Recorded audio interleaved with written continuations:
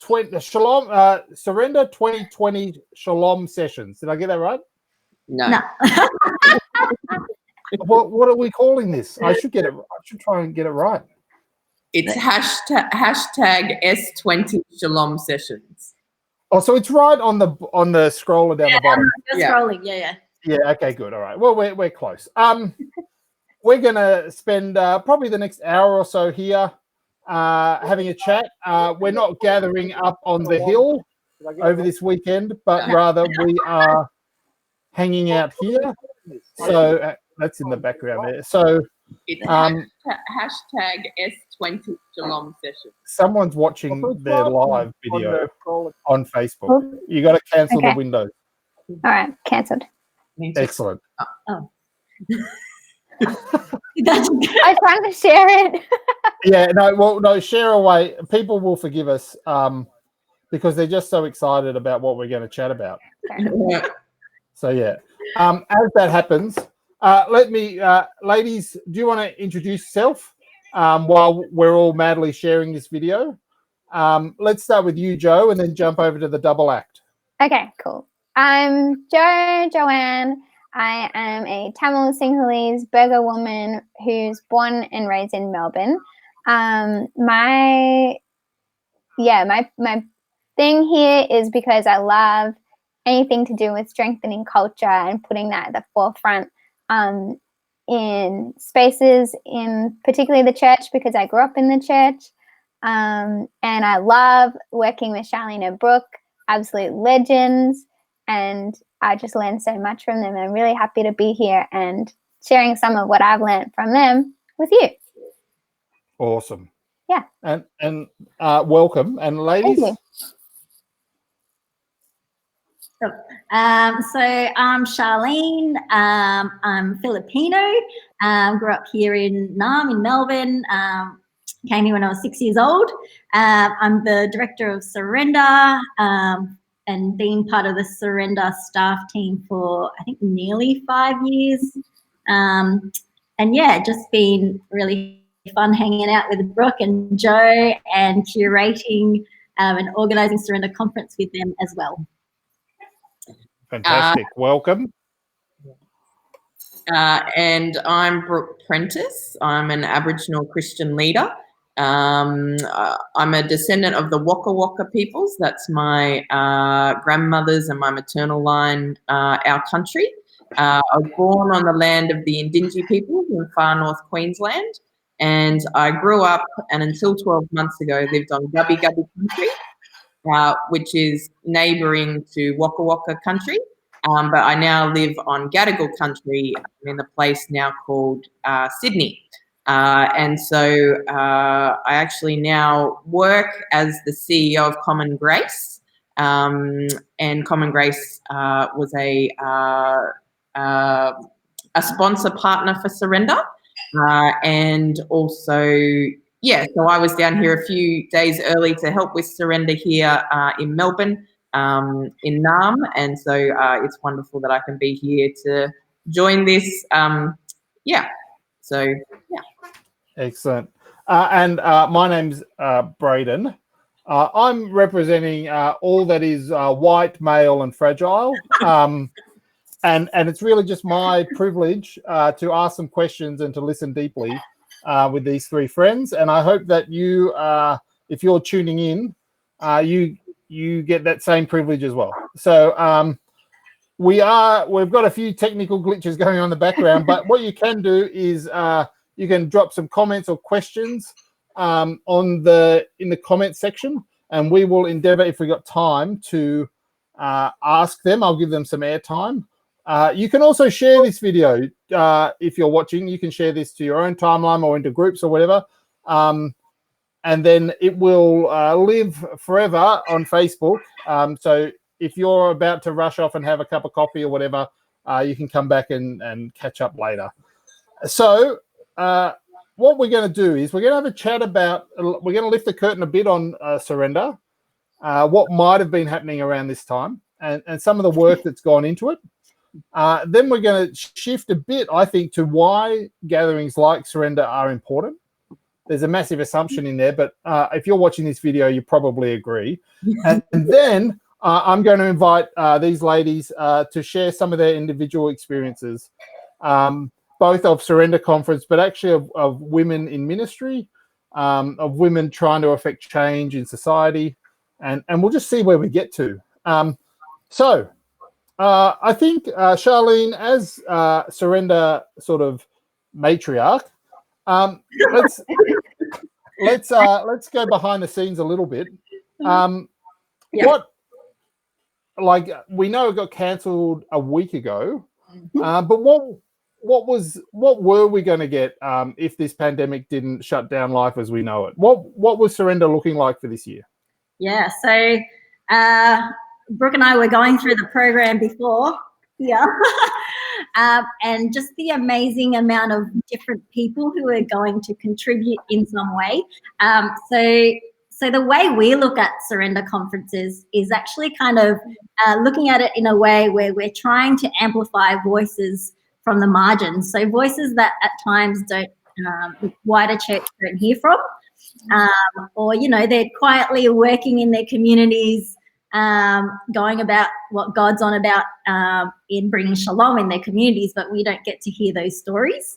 And also looking at Surrender Conferences and gatherings, kind of curating that space. So looking at it like an art exhibition or something like that. How can we hold that space and bring some of the strengths that people's got to bring into that space, and holding it with the diversity that people bring into that space. So we have, there's actually like 40 to 50 organizations involved in collaborating. So it's not one of those conferences where I just call people up and just, you know, put them in different slots like that, but it's actually a long-term, we actually take 1 year to put this together, which is crazy in lots of ways, but because we're always in conversation with people, listening to what God's doing. So we gather, 30 to 40 people for a brainstorming session around mid-year, just to pray, just to listen about what's happening in our communities. And that's from there we actually come up with the theme. So the shalom, the flourishing of all creation, is part of landing where we brainstorm with a whole bunch of people. And I kind of throw those ideas out to other people, and it's actually a lot of listening from my end. And it's actually been really prophetic for us as we read the actual theme blurb, and and where we're at in the world right now. So just some other stats, we had about, I think, 8 different Bible study presenters. And Charlene, before you get to those stats, people might know that by profession, I'm actually a chartered accountant, and so I wanted all the numbers. So I made Charlene go and work out all the numbers. So this is my influence, and for any other study right as well. Yeah, so there's 8 different Bible study presenters, over 30 workshop presenters. We had over, I think, 25 artists and musicians contributing. 5 different food vendors. I forgot. Market stalls. Yeah, market stall. Yeah, there's about, in the Connect Hub, there's about 30 different stalls and different organizations doing different things. So there's lots of people involved, sharing what they're doing and what God's doing in their different patches. So it's a massive thing to bring everyone together from around the country, really. So it's sad we can't gather, but we can share lots of those things over the next few weeks.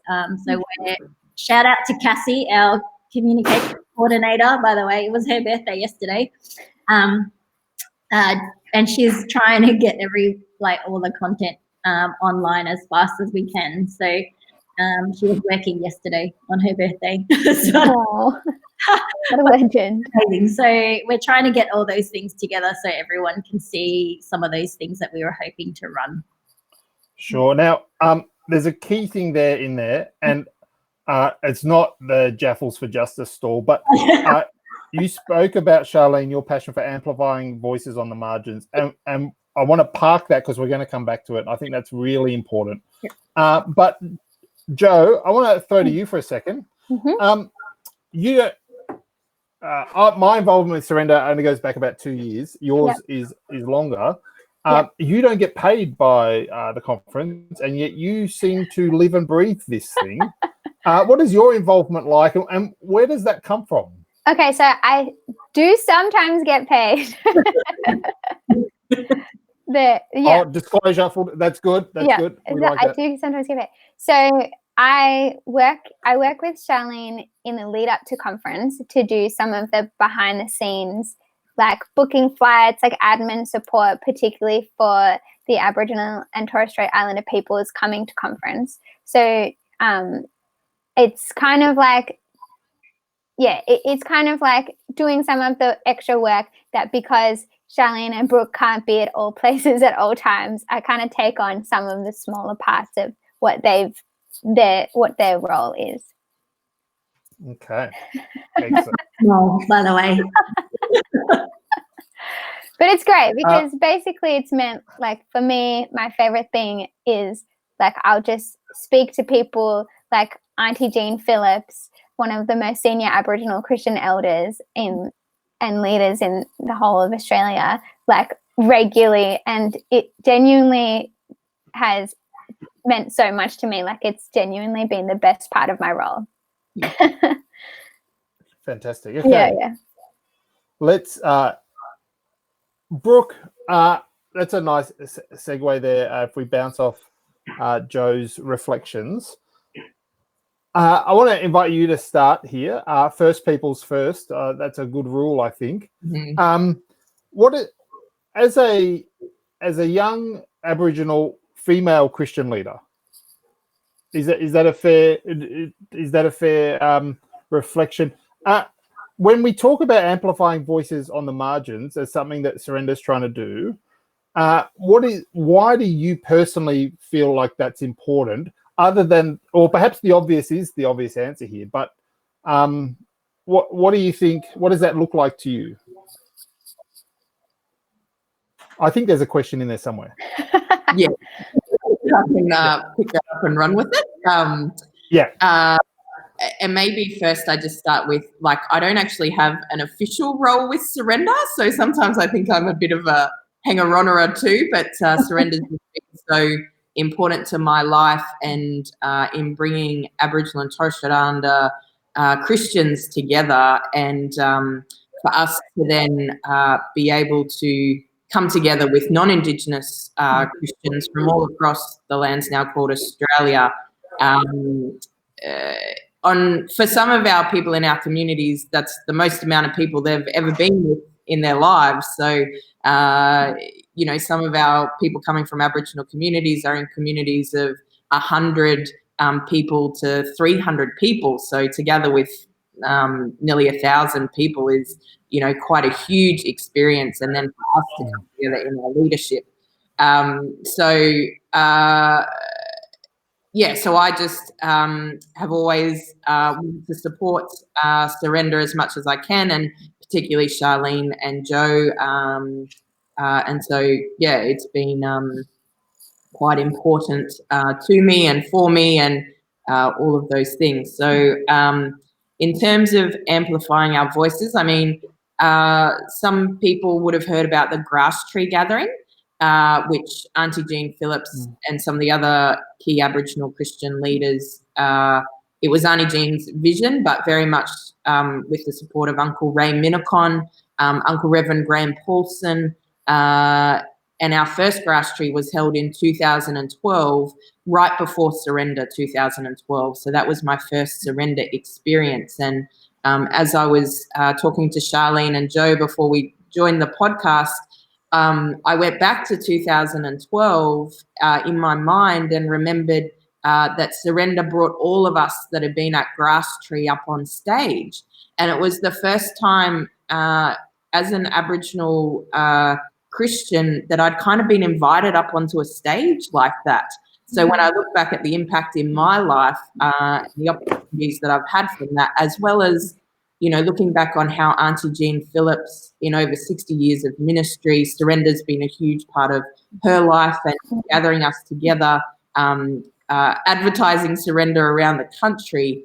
Like she has created many of those platforms for many of us as younger Aboriginal Christian leaders. And I think even for surrender, the journey over those last 8 years that I've been a part of surrender, even how like women have taken the stage during that time as well. So I think surrender's very much been at the forefront of many things in terms of the Christian landscape in Australia, and I'm very thankful for that. Yeah, wonderful. Thanks, Brooke. Charlene, what about yourself as a young, still young woman of colour in ministry in a variety of contexts? What has your experience been? And Jo, no surprise, I guess I'm going to go to you after Charlene. Cool. There's your warning. And if Charlene and I are young, then Jo's a baby. Yeah, that's right. Yeah. So maybe we want to come back to that. Well, I still want to call myself young, so I figure we can all be. And we're live streaming on Facebook. We're cutting edge. Yeah. So we were kind of thinking, our first experiences of Surrender Conference, and my first one was actually the first Surrender Conference, which I didn't realize at the time when we were chatting about it. But it was, so Tony Campolo was the keynote speaker, and that's why I went.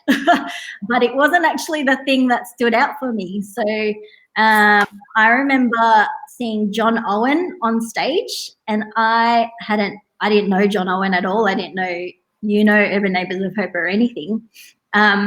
But what stood out for me was actually seeing a brown man on stage, because I've been, so I was 20 at the time.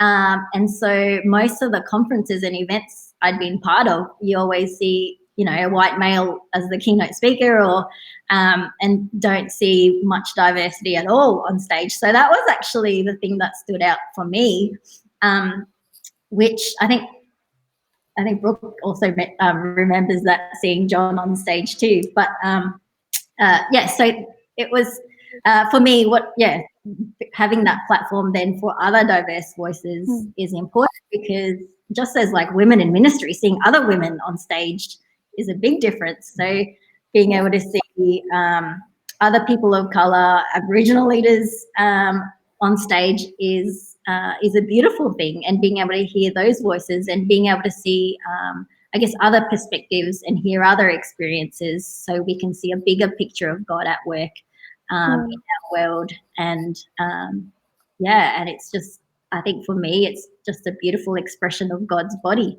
but making sure we actually prioritise that in our gatherings and events.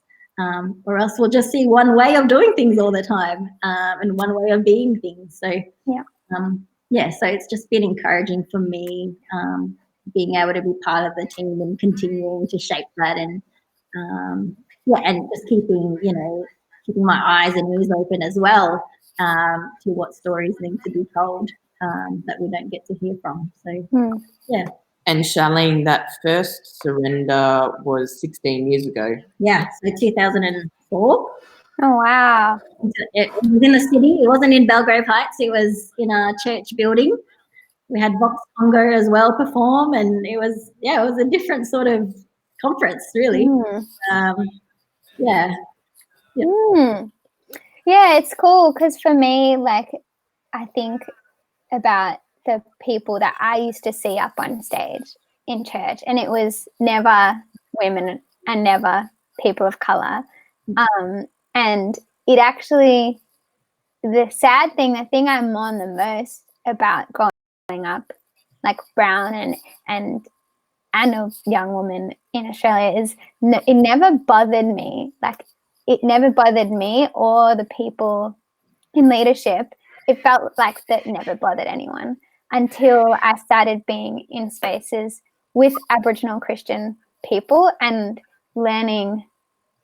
Like, it felt like I was doing a whole like decolonizing process, but it didn't actually affect my church. And I'll share a bit about that later, but it didn't feel like other people were mourning that they didn't see those people up in front in leadership, shaping the way we interpret the Bible, all that kind of thing. So even now, it's so easy for me to downplay, as I literally just did, the leadership role that I will take, because it's just normal. It's that self-doubt or downplaying what it actually means to other people that we're taking up these spaces and making decisions and creating programs. So it's still actually hard to put ourselves out there. And I still, look up to, how Auntie Jean carries herself in leadership, like unapologetically. And that's what's so inspiring to me, like each week speaking to her. And it's given me a lot of, I guess, direction as well. Yeah, thank you. I want to acknowledge that it's a privilege to hear these stories, but it also being very vanilla and pretty male. It's gut wrenching in a sense that we found ourselves in this place, but perhaps it is why these conversations need to happen. Why gatherings like Surrender remain vital. We've got a bit of a glitch with our software here, so I can't post the comments, but people are tuning in and saying hello. So I'm going to give a few shout outs if that's all right. Sure. Heather Prowse from up in Gadigal land. Bianca Manning says hello. Chris Booth says hello. Now, Safina Stewart is cooking Anzac biscuits. I expect them to be delivered. So I will send Safina my address. Helen Wright says hello. Kelly Skilton affirms that we are cutting edge by going live on Facebook. And there's a bunch of other people tuning in. Nice. The invitation, if you're there, and there's a bunch of you coming and going. If you have questions, or if the ladies say something that you would like to explore more, drop that in the comments on the original video. Lachlan Barton says hello from over in Adelaide. Drop that in the comments, and I will endeavour, without interrupting the flow, to come back to them. So you'll have to hang around to hear your question answered. But yeah, don't be shy. Let us know. Thanks to those who have shared the video as well. We're sorry it didn't come through the official Surrender page. It's now been shared there, and I hope you can tune in. Facebook decided to not work, just as we decided to try and do this. So thank you for your patience. Okay, there's housekeeping out of the way. Braden, so, could I add something just please, before you transition somewhere else? So that first Surrender I went to in 2012, so John Owen was a keynote speaker, and it was the first time I'd seen someone who wasn't who was of a different cultural background, like a non-white cultural background.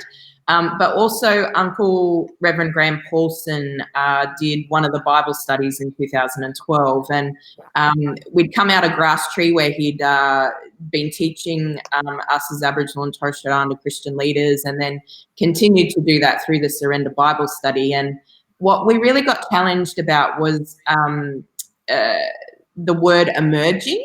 And Uncle Graham, and so it came at the same time where Surrender's giving us platforms and over the last few years. But Uncle Graham said, in terms of the Christian church, we were kind of seen as emerging, but we are community leaders and already leading in our communities as Aboriginal peoples. And so he said, we're going to stop using the word emerging. You are leaders. Yeah, nice. And I think even when we think about young people of even, non-Indigenous, white cultural background, young people in the Australian church today, it's something we really have to challenge. Like, in the business world, I was a manager in a global organization by the age of 25.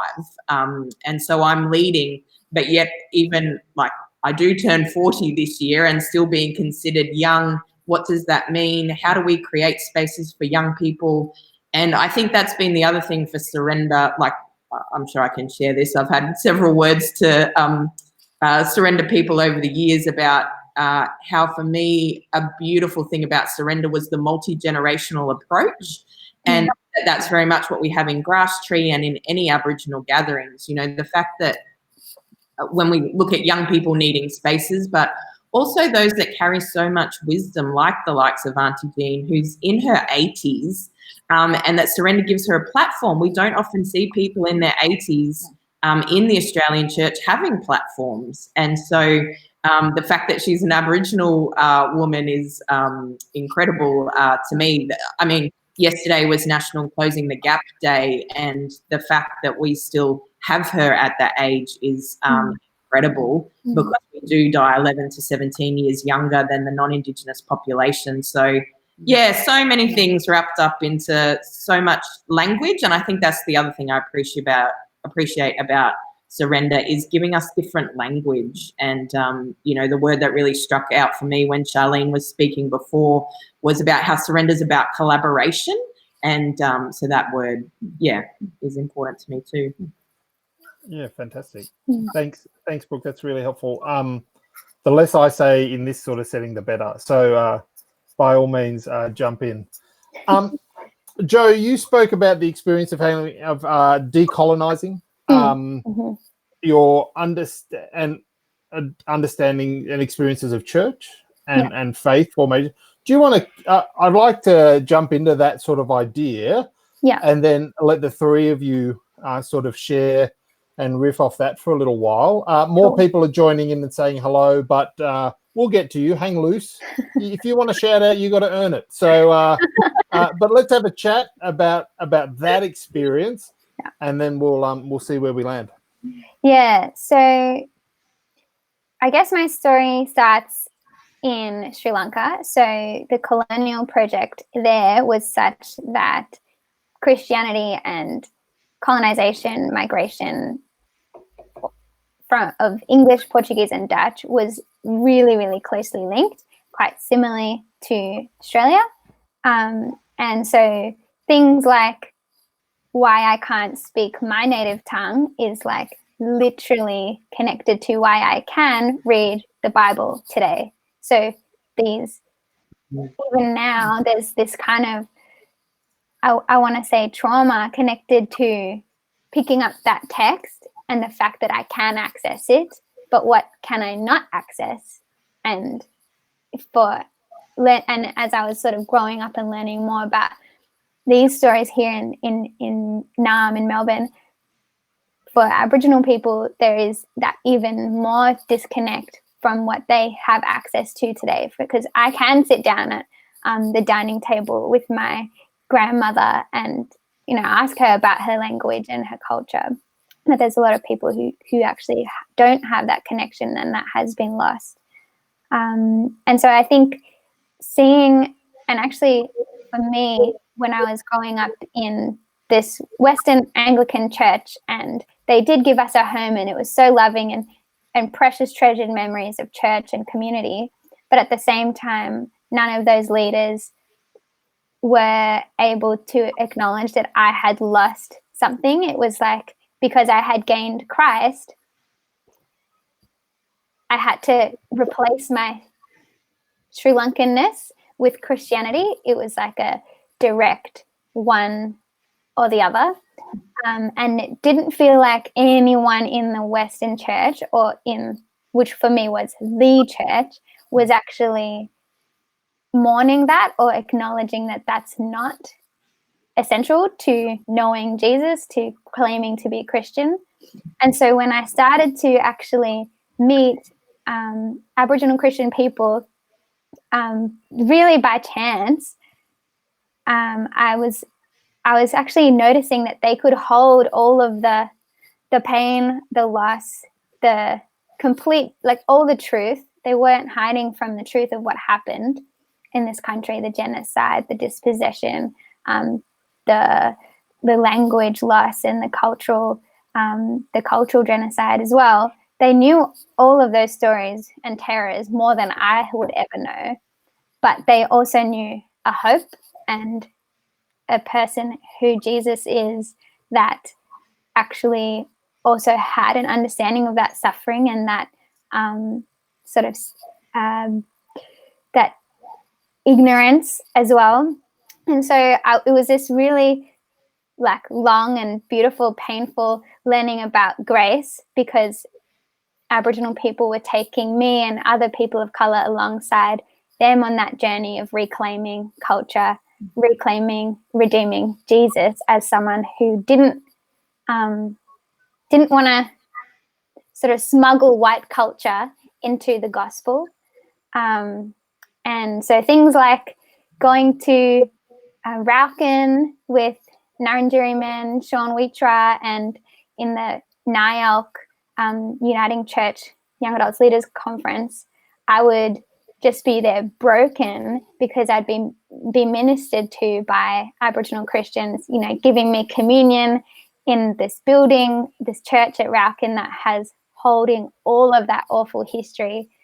I would just be broken because it would mean so much to me. And surrender as well has just given me another space where I can actually sit there knowing all the full histories, but feel comfortable to pray because the people who are leading me in that aren't shying away from what happened, but also aren't trying to recolonize me and give me a new language to call God or to call myself or earth. And it's like I can actually just be like a relief that I'm safe to be my full self, without being recolonizing as well. And I know that there's so many stories, like big and small stories, that I'd like to be able to share, but I think that's kind of a big summary of all of it. Yeah.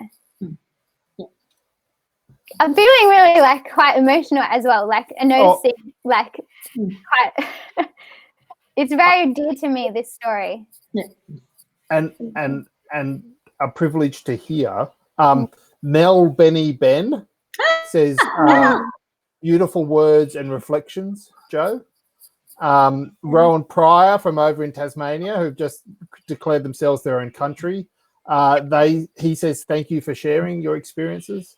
And my brother from another mother, Newey Kickett, says that he loves all you guys. I assume he's talking about you three. I know how he feels about me. That's fine. But Charlene and Brooke, if you're happy to, do you want to share some of your experiences, reflections? No. I think you should go. Oh my gosh. Go. I want you to share. So when we were just brainstorming about different stories, I guess for me the last 2 years, actually in Christian ministry, I guess I've found myself in a lot of spaces where I am the only woman of color in the room. And so it didn't, like Joe, like you were saying, like it didn't used to bother me as well. Like it was just like, oh yeah, that's just the thing. And then it wasn't until later in ministry I was like, still like the only person in the room sometimes. And I was like, what's this about? And I think that's why I was so drawn to Surrender.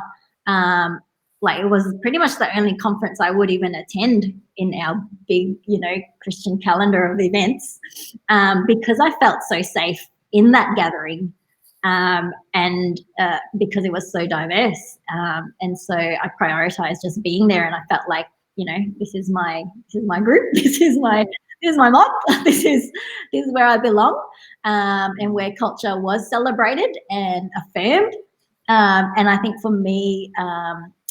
Because I came here when I was 6 years old, kind of didn't want to be Filipino in lots of ways. I had friends in youth group, and I was the only Asian as well in my close group of friends. I was trying to be as white as I can.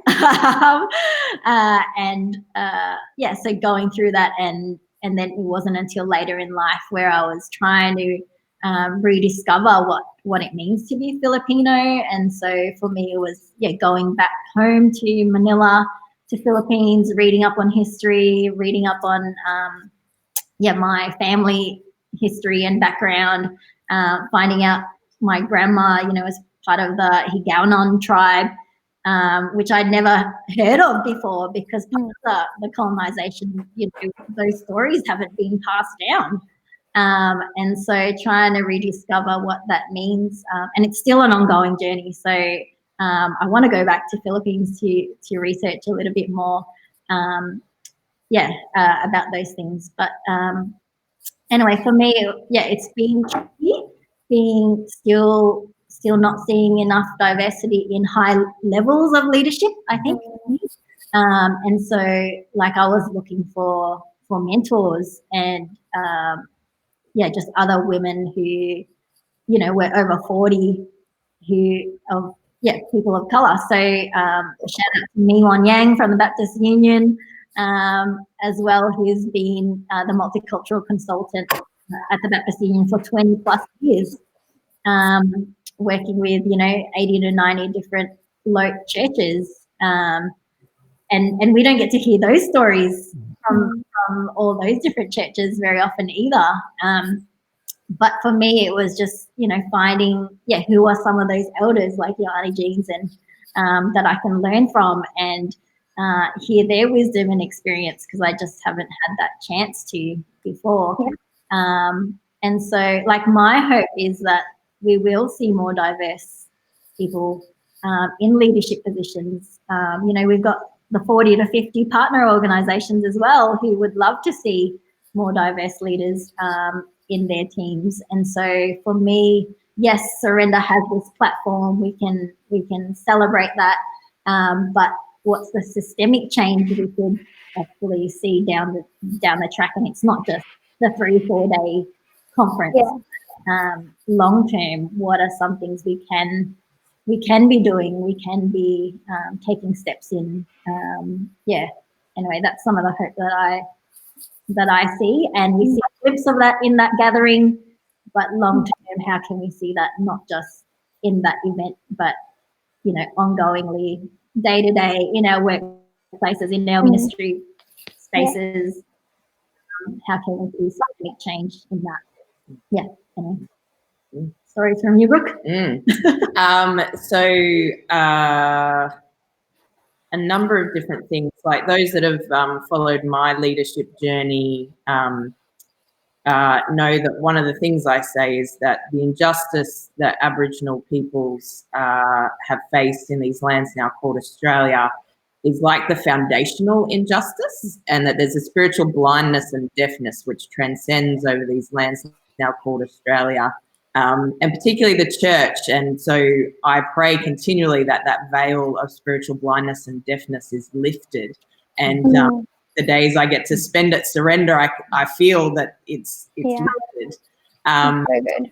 And but I've always said that if Australia, and including the Australian church, can't get understanding of culture right with the first peoples and the first cultures, how can it expect to do any sort of multicultural ministry correctly? And once it does get it right, then we will see all peoples flourish. And I think, listening to Jo and then Charlene, I'm getting emotional, because this is it. Like, this is what I've been praying for, like right here. And even with you, Braden, kind of helping to be part of this conversation. And I'm also struck, like, one of the first things you said, Braden, if people are only just tuning in, but you said, as a white male, but let's go first people first, or First Nations first.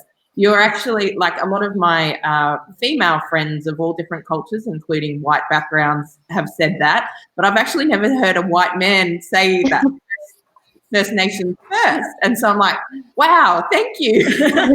And I think, following on from what Charlene was saying, what Surrender, like, I think a lot of organisations, including within the Australian Church, they might want to still maybe including us and giving one of us a seat at their table.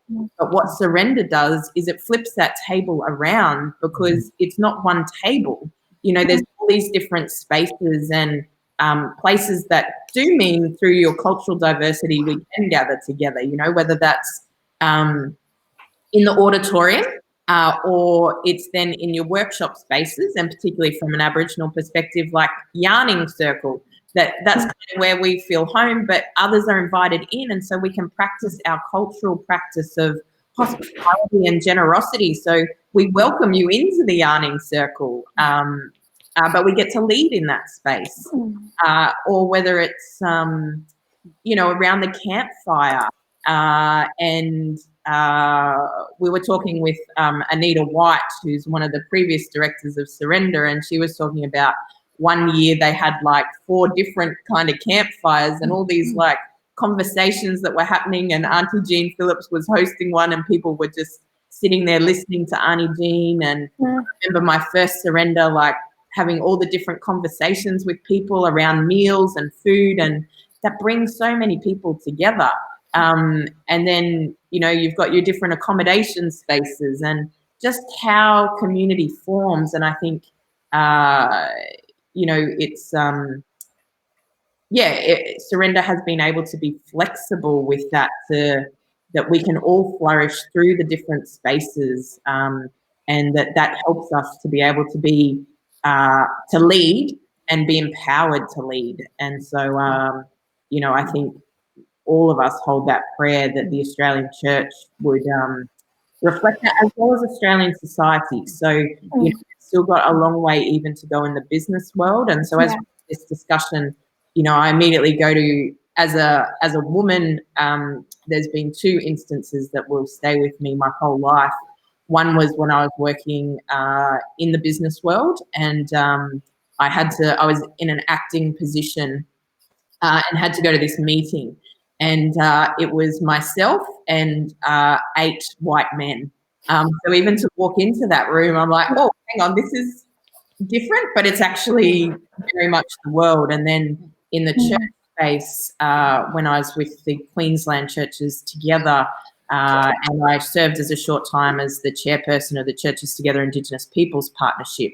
And I went to a heads of church meeting, and it was the heads of churches of Queensland, and it was in the Catholic Archbishop's residence. And I walked into the room, and here again were about 8 white men and 1 other female, which was the Reverend Kay Ronalds, who was at that time the moderator of the Uniting Church. And to be able to hold my own as a woman, but as an Aboriginal leader. And so you've got all of these things happening, but these are often the spaces that we continue to walk into, even in 2020. And people probably have heard that we believe, like my appointment as the CEO of Common Grace is actually the first time a Christian organisation, a national Christian organisation, has had an Aboriginal person as the leader or CEO of a national Christian organisation in Australia that isn't specifically Aboriginal or Torres Strait Islanders. So the fact that we're still creating these firsts in 2020 is hugely exciting,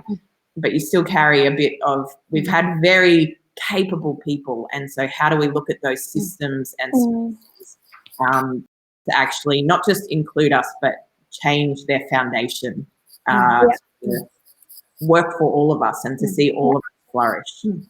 I think so. Just one of the things I was just thinking about was, and some of the things I wrestle with all the time, and I love the word surrender because it is about the surrendering of power in lots of ways. And how do you give up your power for others to be heard? And for me, like I think about surrender also as a riverbed, and this kind of coming together and listening to each other, and you have to make room. You have to kind of go with the flow. Brooke was talking about the flexibility of things. Like during surrender, I am like this.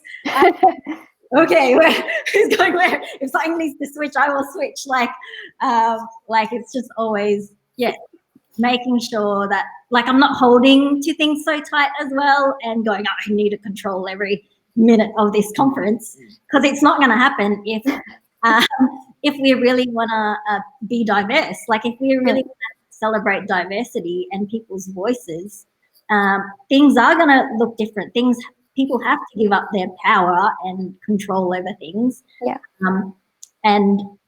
And it's hard as well, like trying to do that, but it's beautiful at the same time when people contribute the way they need to contribute. And so the whole idea of power and dynamics and all those sort of things is something society and our Christian churches and communities will continue to wrestle with as we intentionally think about making room and spaces and people leading, really, diverse people leading, because it's not going to happen the same way that it's been happening. But I think that's a good thing, and something we can celebrate, and something that we make room for, and be courageous in that as well. And it's exciting times. I think it's exciting times. I want to acknowledge on behalf of those tuning in, I want to thank you for sharing those experiences. They're enormous. Like, sometimes I'm not a great host because I get carried away with listening and I forget what's meant to happen next. But I wanted to say thank you, and that's being reflected in the comments on people online. I'm a little worried. Safina Stewart is getting a little emotional, and I'm worried what that's going to do to the Anzac biscuits. So we're going to give a little pause. People can keep. There was a lot of love and thumbs up and all those sort of things as each of you shared.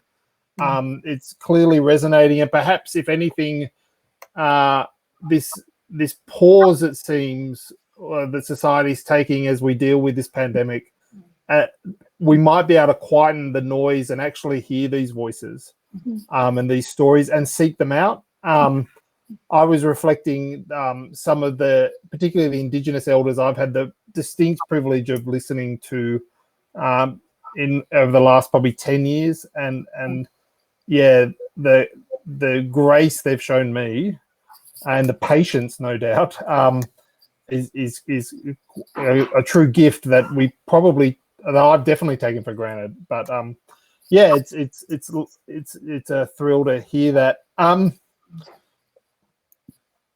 Christopher Booth has suggested that Safina could live stream an Anzac biscuit workshop.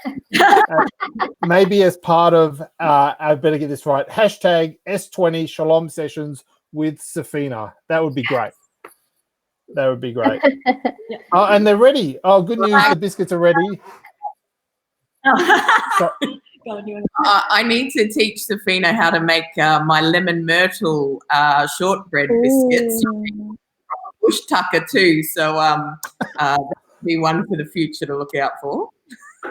Surrender 2021. There's just going to be a whole baking workshop. Yeah. Everyone will bring their own recipes. It'll go off. And I think we're probably got another 10 minutes. I reckon 10 minutes. Do a shout out, Braden. Please. If anyone saw Elliot, mine and Charlene's video from yesterday, I did a costume change, but today I thought very deeply about what shirt I wore, and so I've got my Dusty Feet Mob shirt. Excellent. Yeah, fantastic. Love you guys. I don't know how to do that. It's like that's right. It's counterintuitive. Yep. Yes. So big shout out to Dusty Feet Mob, who were going to be. I had to work hard for this shirt, so all get a shirt. But big love to Uncle Paul and Auntie Maria and Juanita and Robert and the whole Dusty Feet Mob dancers who were going to come to this surrender. So shout out to them in Port Augusta is probably where they're currently located. And also, do you want to shout out, Charlene, to the other birthday? Another one of our creative performers who was going to perform at Surrender? Yeah. So Stevie Wills was meant to perform, and she had some new poetry that she wanted to share with us. But happy birthday to Stevie. And we're hoping, we're having chats at the moment with CBM and how we can still have Stevie share some of that poetry. So happy birthday. Thanks for Happy birthday! the Surrender Happy community birthday, every Stevie. year speaking prophetic words to us. So Yeah, fantastic. And Stevie performed at that first surrender I went to in 2012, and yeah, it was incredible. So I'm very grateful for Stevie speaking into my life. Yeah, there's a bit of love for Stevie and for the Dusty Feet mob. Juanita was actually going to be on Surrender Up Late on the Thursday night, except that then she wasn't, and then it didn't happen. So, but it would have been great. It would have been great. They're a great crew over there in SA. I wonder, because I think I'd like us to look 5 years ahead. Yeah. Look Yeah. 5 years ahead. Just as a nice next 5 days. no, next 5 years ahead. And what if we might? I don't know if dream's the right word, or imagine if what could it be like? Because I've written down some of these things that people have commented on. Comments like lifting this veil of spiritual blindness and deafness, about amplifying these voices on the margins, and I think it was Brooke, this flourishing of all people. So those who have always been on these lands and those who have come since, the flourishing of all people.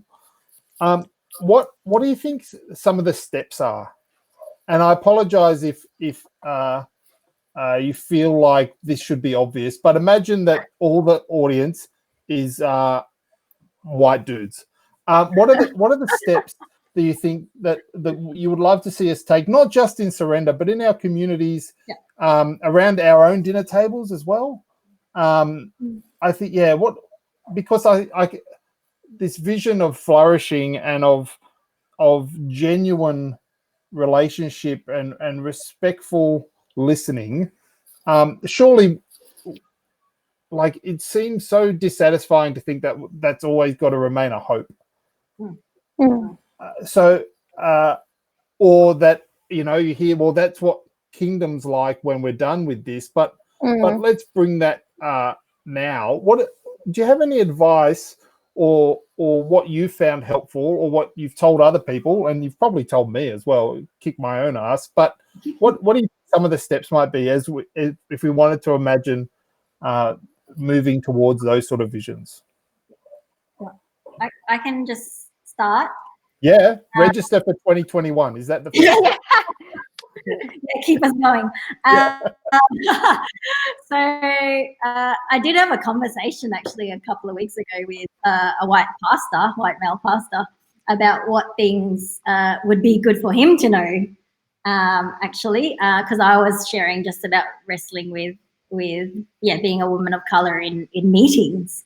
And so, like, just simple stuff, really. Just, I think for me, it's white males in leadership knowing how much power they actually hold. Yeah.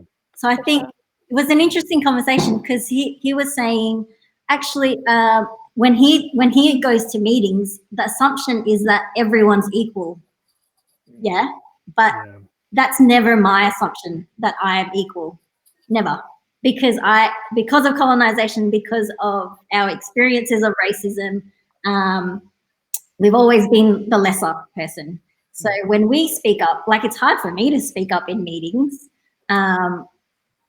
because I'm always questioning, is my opinion, even worth it? And so, and because the weight of the white male voice is so strong, in my mind and in my experience, that I am, they call it what's called the white gaze, the white, in the white gaze in the room, where it holds so much power over, especially people of color, in that room and space. So that's just like kind of a really practical thing to watch for. When you find yourself being the white male in the room, I would say don't speak until towards the end of the meeting. A lot of love for that comment. A lot of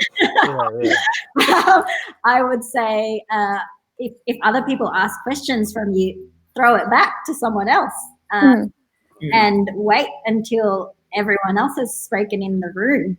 Just really, it's really practical, but knowing that actually lots of people don't see themselves as equal in leading spaces at all.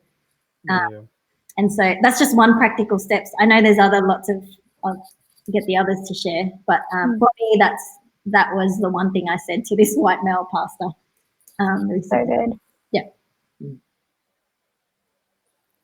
Any of you two? I think that's really spot on from Charlene, and just to realise for the white males in whether it's around a boardroom table or in a church environment or at a conference, I think a lot of people probably see me as a very strong leader, but even going into those spaces, so it was nearly like this. My first Bible verse I ever came across when I became a Christian at the age of 21 was from 1 Peter 1 verses 8 and 9. Though you have not seen him, you love him, and even though you do not see him now, you believe in him, and you're filled with an inexpressible and glorious joy. And so I hold that Bible verse very dear. But the next one that I kind of came across was Joshua 1:9. Be strong and courageous. Do not be terrified, etc. And so even into these spaces, as an Aboriginal person, as a woman, I'm still carrying that Bible verse with me, knowing that Jesus is by my side and will give me the courage and the strength. But the fact that we have to enter these spaces feeling like we have to nearly go in for battle, it is sad. And so, I think coming back to my next favorite Bible verse that I've used quite a lot recently, and especially as in the role that I now have, but love the Lord your God with all your heart, with all your mind, with all your soul, and with all your strength, and love your neighbor as yourself. I think as women, we are always conscious of that. We'll generally try to be, especially as women of colour and Indigenous women. But if white men kind of took those things to heart, taking off, understanding that they speak from a culture, it's a cultural frame. And not everyone is like that. And so take off your cultural lens and look through someone else's cultural lens. And then my usual one, usually just in terms of even giving Aboriginal people space, both our men and women, it's pass the platform, pass the opportunity, pass the mic, pass the keyboard. And also, there's still so many, the paternalism that still exists in Australia, particularly in the Australian church. Particularly white men who come up with these ideas about, they want to run this thing about teaching about Aboriginal peoples. We've had those dreams and hopes for decades, if not centuries. Don't think that it's your new idea. Go and find the Aboriginal person whose dream it is, and don't take our dreams and hopes and make them a reality because you've got the resources of time and finances. And so I guess that's my 2 cents worth. That's so good. Yeah, for me, that's exactly what I would want to dream up or more than hope for. And I was thinking, like,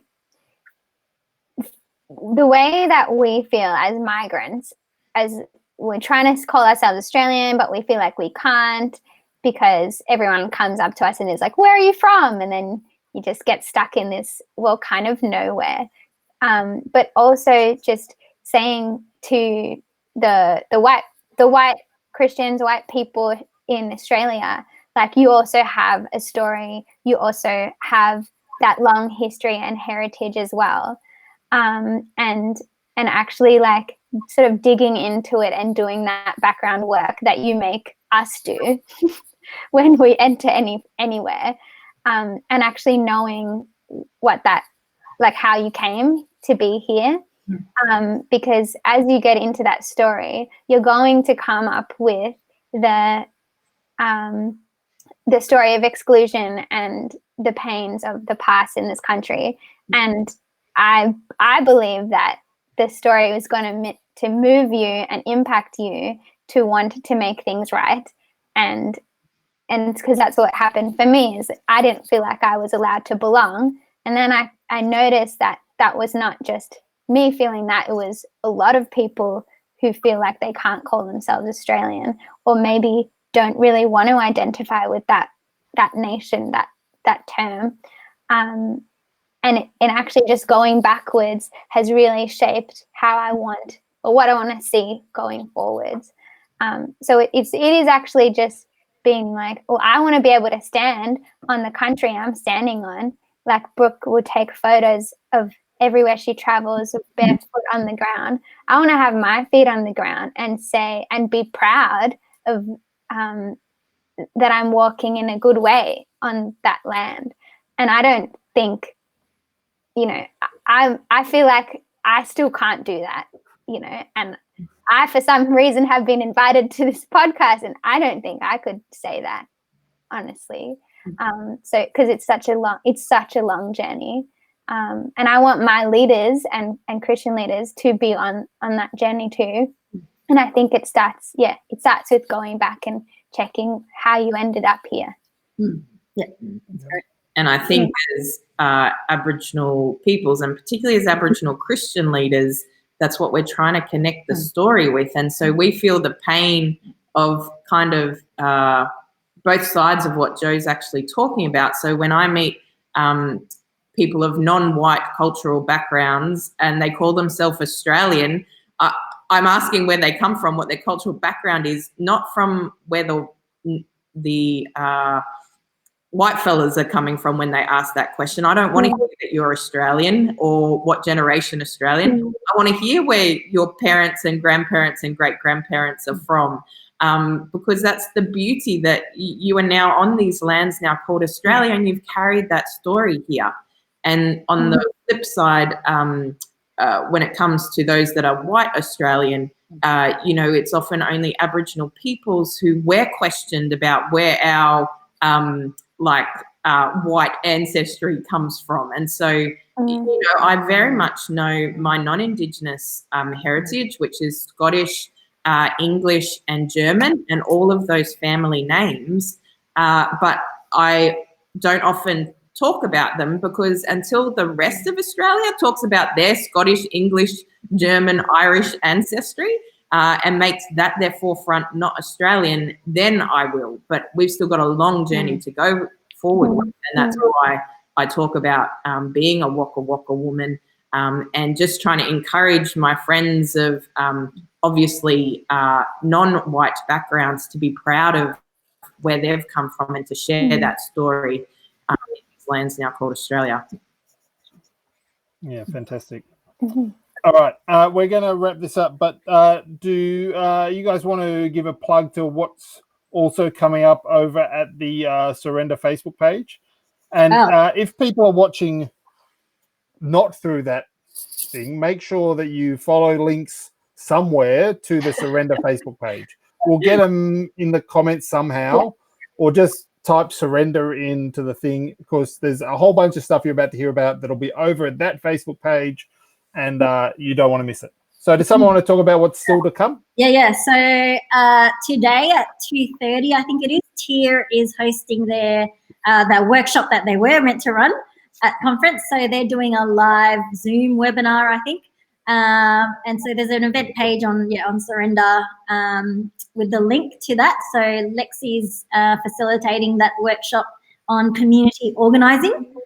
And that's 2:30 p.m. Australian Eastern Standard Time. So like Melbourne and Sydney time. Yeah. Not that we want to be Melbourne and Sydney centric. But. Yeah. And an exclusive also for ticket holders only. There will be an email coming out later tonight. So there is a direct link to the movie called In My Blood It Runs, which was meant to be shown at Surrender Conference after Indigenous Night. But we have organised a direct link to the movie, and that's only for ticket holders. So you'll get that link will be open up until I think Monday even. But Brooke and Safina, hopefully, if we can get it, we'll do a Q&A from that workshop as well, and review of from that movie, and a review with Safina. So hopefully that will happen tomorrow. Mhm. I think. Yeah, maybe. we went We'll for see. tomorrow 8:30 p.m. is what we're hoping for. So Yeah. then you've got a chance to watch the movie all day tomorrow, including after dinner, and then join Safina and I for a Q&A if we can get all the technical stuff to work. Yeah. So hopefully that will happen. And then there is a bunch of other stuff slowly will be coming out. So we're trying to get lots of the resources from partners and workshop presenters, and we'll be trying our best if we can get it to happen, just filming things, and just look out for it on our Surrender Facebook page. Yeah, and what's the Surrender website to find more stuff? Oh, www.surrender.org.au, and I think it's Stuff. /something. Resources. / Head there, click on everything. You'll find it. Yeah. Probably S20 sessions or something. Yeah, great. Surrender online sessions. There you go. Yeah. Friends, Joe, Brooke, Charlene, thank you so much on behalf of everyone who's tuned in, and well over 200 people have tuned in. Nice. And I'm sorry to those who commented that we didn't get airtime to, but I didn't want to interrupt these ladies. And so on behalf of everyone, thank you so much for the work that you put into Surrender, but who you are as well, your willingness to come on and share a bit with us today. We're really only scratching the surface, but it's been a real thrill to listen to. If you've tuned in late, once we're finished here, the video will get it'll live forever, and we'll make sure it's available somewhere. We'll probably stick it on YouTube because it's probably more accessible, and then we'll stick it on the Surrender website. So yeah, thank you to you all, and enjoy the rest of Surrender, of virtual Surrender, of hashtag all those things. Shalom sessions. Yes. It's hashtag S20 Shalom sessions. That's right. That's right. Hashtag. Make sure this is where you get to wave and say goodbye to everyone. Okay. Thank you. Thanks, Brayden.